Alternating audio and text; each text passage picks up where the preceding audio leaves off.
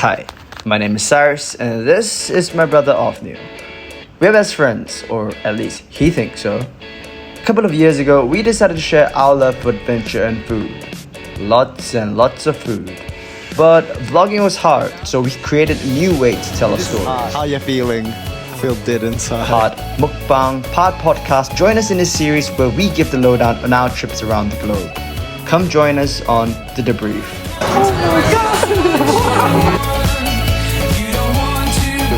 I will wait 2 hours for this.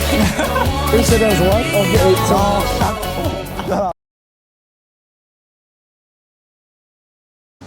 So, Ofnew, first off, let's start. What is the most memorable meal, best meal you had in Hong Kong? Oi man sang. Without a doubt is that or something else. So, let's go. Cheers. Oh, that's so good. This tofu is the definition of amazing. Tofu, 100%. This is like a 10 out. This is 10 out of 10. So the first thing you see when you're walking out from the main street is you see the giant flames of the guy cooking the food. Then you have one tiny area where mostly they're cleaning out, but with like one big table outside. Then you have the main area where you take your queue number.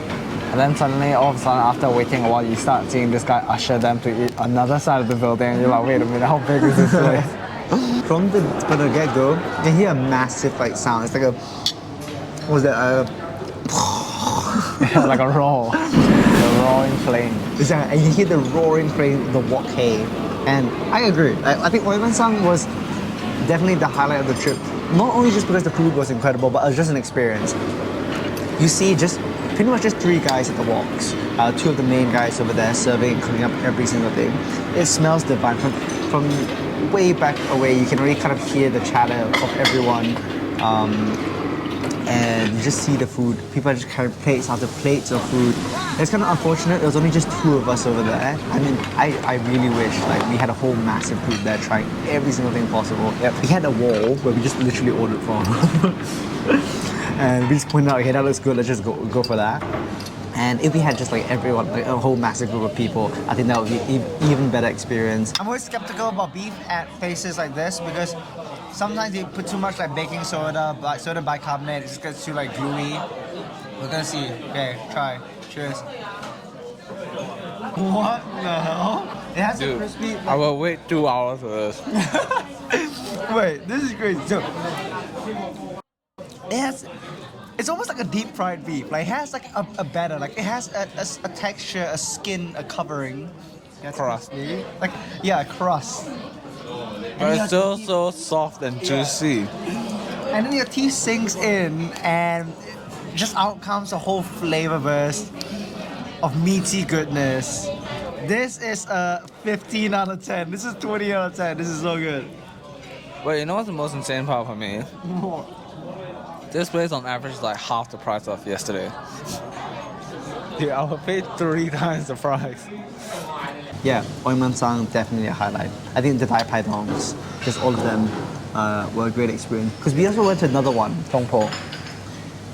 Tung Po Kitchen. And this was near Causeway Bay, I think. This is central Causeway Bay area.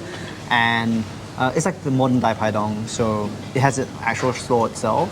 And it was in, I think, the 2nd floor of Like a commercialized building, right? a massive building, and I think that building just had like restaurants all about.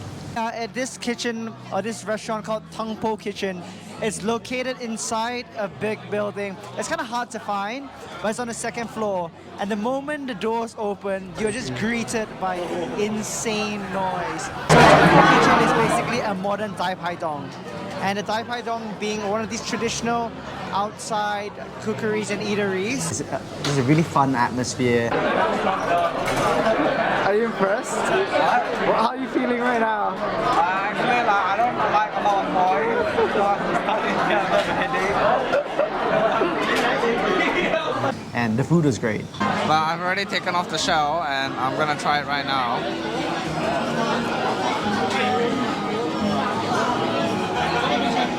It's really good, there's a lot of flavor. It's big, it's plump, it's juicy. I love seafood, so this is always going to be highly recommended on my books. I think my highlight dish over there was the Fried rice. fried rice. Yeah, the fried rice. The fried rice was special. Because they had like this fried garlic thing, and then I think they had like crispy rice. Puff, yeah, they had puffed rice in there. So just Contrasting textures. It's all about the textures and the flavors as well. And it has salted fish in there. It's almost like everything in the kitchen sink kind of fried rice. Everything was inside there. Yet at the same time, there was like a nice balance to it. We have prawns, we have the egg, we have our spring onions. We have so much fried garlic in here. We have fried rice. Like, we have fried rice puffs in here as well for added texture. It looks divine. Oh. Yeah. It's really good. Dude, the fried rice is insane. Let's try.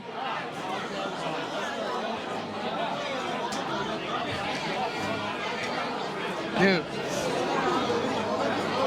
this burnt rice plus like, I don't know, fried onions or something is so good. It makes the rice have this crunch. It's similar to how the celery complements the chicken. Yeah, have a bite. And it's just so good. Seafood is kind of expensive. Tung Po Kitchen is actually really expensive compared to Oi Man Sang. So definitely Oi Man Sang, Dai Pai Dong. That beef, I still dream and think about it. I still don't understand how they do it. You would think that when you deep fry like beef, because you can see like him throwing all the beef in this giant wok of oil, you would think that it becomes so like tough and overcooked, but for some reason, man, that has to go down as one of the best beef I've ever had. And that's like talking like Matsusaka Gyu, like Kobe beef levels kind of beef. Yeah. And also, how much was it? It was super cheap as well. It was ridiculously priced. Like ridiculously like cheap. Sing? For that massive plate with potatoes as well. In fact, you didn't really need to order like rice because we didn't really have dishes that were soaking up sauces, you know? Yeah. I think actually we ordered 2 bowls of rice and everything came so fast before the white bowls of rice came. By the time the bowls of rice came, we were like, we don't actually really need this.